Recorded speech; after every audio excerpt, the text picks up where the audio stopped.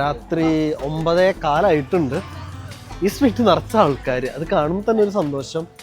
കടകൾ നിറച്ച് കണ്ടില്ല. ഇതന്ന് ഞാൻ ഈ പോയ സമയത്ത് ഇവിടെ മുഴുവൻ അടച്ച് പൂട്ടി പൊടി പിടിച്ച് നടക്കുന്ന സ്ഥലമായിരുന്നു. അപ്പം നിറച്ച ആൾക്കാരായി, നിറച്ച് കടകളായി. റേറ്റ് വലിയ ഇതൊന്നുമില്ല.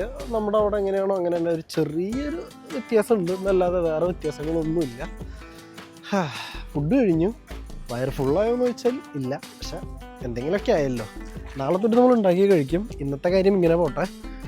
വെള്ളം കുപ്പി മേടിച്ചില്ല, അതാണ് പറ്റിപ്പോയത്. ഞാൻ എടുത്തതാണ്, കാറിൻ്റെ സ്ഥലമില്ലാത്തതുകൊണ്ട് ഇറക്കി വെച്ചു. അതിപ്പോൾ ഒരു പണിയായി.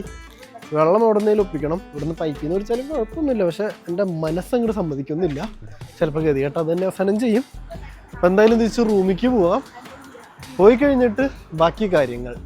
നമ്മുടെ റിസോർട്ട് വരുന്നത് അതിൻ്റെ ഉള്ളിലാണ് കേട്ടോ. ആ മരങ്ങളുടെ ഇടയിലായിട്ടാണ് നമ്മുടെ റിസോർട്ട് വരണേ. റിസോർട്ട് കഴിഞ്ഞിട്ടുള്ള സ്ഥലങ്ങളാണ് ഈ കാണുന്നത് മൊത്തം.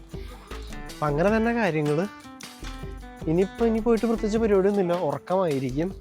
അപ്പോൾ എല്ലാവർക്കും ശുഭരാത്രി. കാരണം ഓൾറെഡി 9 മണി കഴിഞ്ഞല്ലോ. അതുകൊണ്ട് ജോലി സ്ഥലത്തെ പരിപാടികൾ കഴിഞ്ഞു. അത് ഞാൻ ഇവിടെ ഇരുന്ന് അങ്ങോട്ട് പ്രവർത്തിച്ചു ഫോണിലൂടെ.